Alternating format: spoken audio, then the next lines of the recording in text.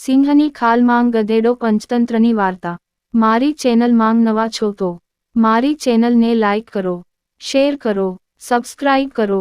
ધન્યવાદ. એક ગામમાં શુદ્ધપત નામનો ધોબી રહેતો હતો. તેની પાસે એક ગધેડો હતો. તે આખો દિવસ ગધેડાને બોજ વહન કરતો હતો. પરંતુ ગરીબીને કારણે તે તેના ખાવા પીવાની વ્યવસ્થા કરી શક્યો ન હતો.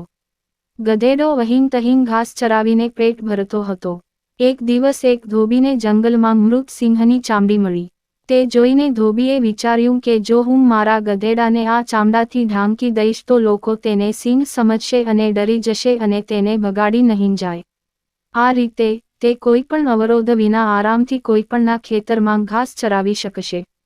તેણે સિંહની ચામડી ઉપાડી. ત્યારથી તે દરરોજ રાત્રે તેના ગધેડાને સિંહની ચામડીથી ઢાંકીને ગામના ખેતરોમાં છોડી દેતો હતો. લોકો સિંહની ચામડીમાં ગધેડાને સિંહ માનતા હતા અને ડરથી તેમાંથી ભાગી જતા હતા. ગધેડો ખુશીથી રાત્રે ખેતરોમાં ઘાસ ચરતો હતો અને સવારે ઘરે પાછો આવતો હતો. ગધેડો ખુશ હતો અને ધોબી પણ ખુશ હતો. બંનેના દિવસો ખૂબ જ આનંદમાં પસાર થઈ રહ્યા હતા. એક રાત્રે હંમેશની જેમ ગધેડો સિંહની ચામડી પહેરીને ઘાસ ચરાવવા ખેતરમાં પ્રવેશ્યો. તે ખુશીથી ઘાસ ચરતો હતો જ્યારે ક્યાંકથી તેણે બીજા ગધેડાનો અવાજ સાંભળ્યો. તેનું મન પણ રડવા લાગ્યું અને બધું ભૂલીને તે રડવામાં વ્યસ્ત થઈ ગયો. તેનો આક્રંદ સાંભળીને ખેતરના માલિકને આખી વાત સમજાઈ ગઈ.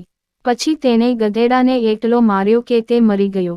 આ રીતે તેના ચાલાકીભર્યા વર્તનને કારણે ગધેડાએ પોતાનો જીવ ગુમાવવો પડ્યો અને ધોબીને ગધેડો ગુમાવવો પડ્યો. બોધ: બાહ્ય દેખાવ બદલવાથી વ્યક્તિનો મૂળ સ્વભાવ બદલાતો નથી. પૂરી વાર્તા સાંભળવા માટે ધન્યવાદ.